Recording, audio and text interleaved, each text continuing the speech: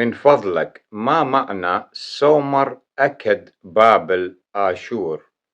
سومر يعود أصل الكلمة إلى شميرو كما في النصوص الآشورية الأكدية القديمة، وتعني أرض السادة أو أرض النبلاء أو أرض المتقدمين المتحضرين المبتكرين أو الملهمين.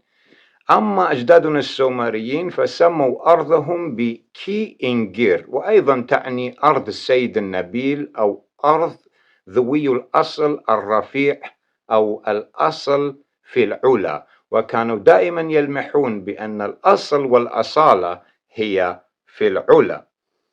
أكد وتعني المنطقة المرتفعة أو المدينة المتوجة أو القوة.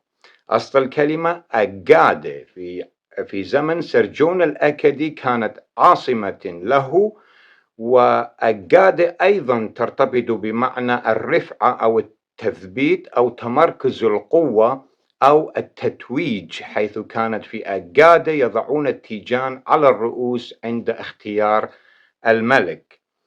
بابل وتعني ويعود أصل الكلمة إلى باب إيلو، وتعني بوابة الآلهة أو بوابة النور أو بوابة القوة.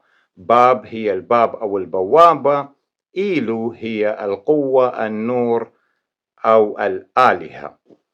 آشور، آشور تشرايا، آشور تشورايا، آشور تشرشة، وآشور تشرارة، وتعني البداية، المصدر، الحق، النور، القوة، والجبل المقدس. وأيضا ترتبط بالآلهة آشور، رمز الخلق والنظام الكوني والحكمة والبركة.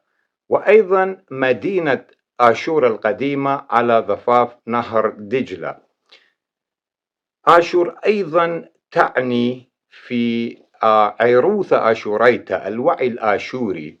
آشور هي الذبذبة أو الهزة الكونية منذ الخلق، وترتبط بالتواصل الإنسان مع ذاته أو نفسه أو روحه لكي يكون متصلا بالكون منذ البداية إلى ما لا نهاية.